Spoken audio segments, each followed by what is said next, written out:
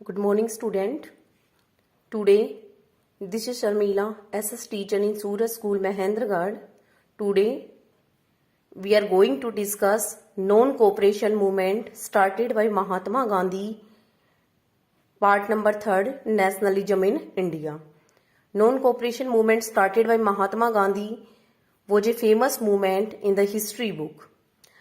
Mahatma Gandhi declared that the British rule was established in India with the cooperation of Indian and continue with the cooperate of Indian, and if we will not cooperate with the British government, the British empire will be collapsed within a 1 year. ऐसा कुछ महात्मा गांधी ने अपनी book में लिखा था और उस book का नाम क्या था? हिंद स्वराज, जो 1909 में क्या होती है? पब्लिश होती है। महात्मा गांधी की फेमस बुक हिंद स्वराज 1909 में पब्लिश होती है, जिसमें महात्मा गांधी ने नॉन कोऑपरेशन मूवमेंट के बारे में उन्होंने वहां पर डिस्कस किया था, क्योंकि बिकॉज उन्होंने बताया था कि उन्होंने नॉन कोऑपरेशन मूवमेंट ही क्यों स्टार्ट किया। इसका reason Mahatma Gandhi non cooperation अपनी बुक हिंद स्वराज के अंदर पब्लिश करते हैं। British rule was set up with the cooperation of Indian and continue with the cooperation of Indian. If we will not cooperate with the British government, the British rule will be collapsed within 1 year. ठीक है, ये ideas थे महात्मा गांधी के। उसके बाद में next आता है, महात्मा गांधी ने नॉन कोऑपरेशन मूवमेंट खिलाफत इशू के सपोर्ट में चलाया था एज वेल एज स्वराज।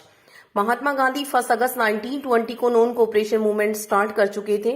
उसके बाद में कांग्रेस का नेक्स्ट सेशन आता दिसंबर 1920 में, हेल्ड एट कलकत्ता में, जिसको हेल्ड किया जाता है। महात्मा गांधी ने वहां पर नॉन कोऑपरेशन का प्रपोजल रखा, बट उसमें 2 ऐसे लीडर थे, CR दास एंड मोतीलाल नेहरू।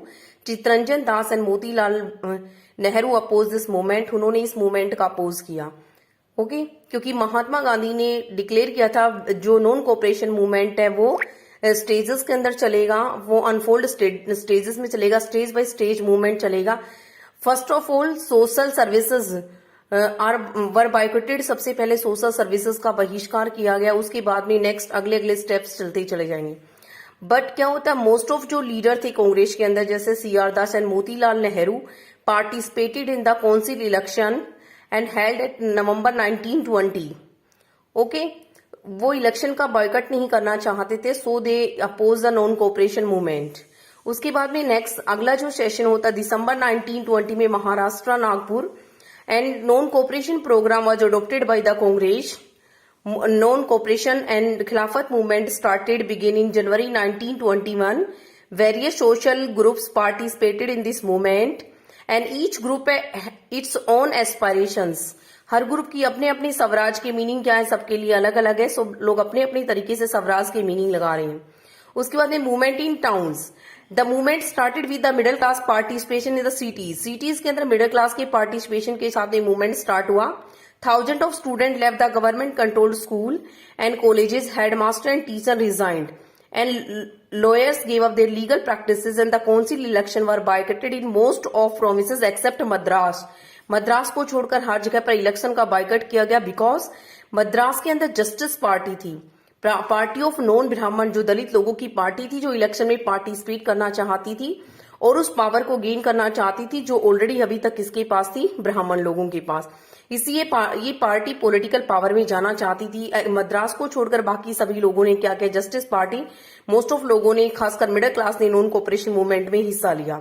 इसी प्रकार से जो इसका इकोनॉमिक फ्रंट था वो भी काफी इंपॉर्टेंट था, बिकॉज ब्रिटिश का जो 102 करोड़ का जो मिलों का जो कॉटन क्लॉथ्स यहां पर आ रहा था वो ओनली 57 करोड़ रह गया, बिकॉज मोस्ट ऑफ ट्रेडर थे।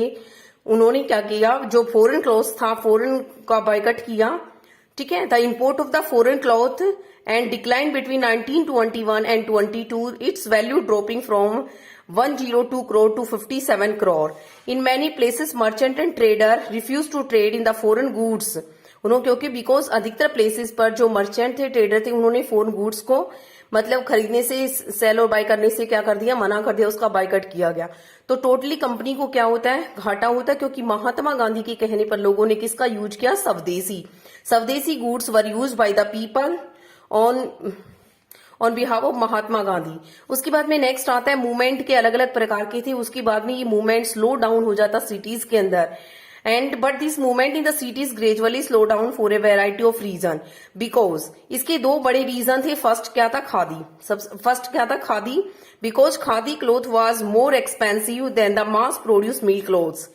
ठीक है, मिल्क की क्लोथ्स की बजाय खादी का कपड़ा काफी एक्सपेंसिव था। Poor people could not afford to buy it and और इसी प्रकार से जो ब्रिटिश इंस्टीट्यूशन था, लोगों ने ब्रिटिश इंस्टीट्यूशन का बाइकट किया, वो भी एक प्रॉब्लम बना हुआ था। बिकॉज इसका रीजन क्या था, क्योंकि इंडियन इंस्टीट्यूशन तब तक सेटअप नहीं हुए थे और उनको सेटअप किया जा रहा था, बट उनकी जो प्रोसेस थी वो बिल्कुल स्लो थी। इसी लोगों ने वापस क्या किया, ब्रिटिश इंस्टीट्यूशन को ज्वाइन करना क्या कर दिया, स्टार्ट कर दिया, क्योंकि सिटीज में रहने वाले लोग ज्यादा लंबी समय तक ब्रिटिश इंस्टीट्यूशन का अपोज नहीं कर सकते थे। ओके, तो ये हमने कुछ नॉन कोऑपरेशन मूवमेंट की इवेंट्स को पढ़ा कि नॉन कोऑपरेशन मूवमेंट को स्टार्ट कब किया गया, किसने स्टार्ट किया। मैं एक बार थोड़ा सा आपको रिपीट कर देती दोबारा से।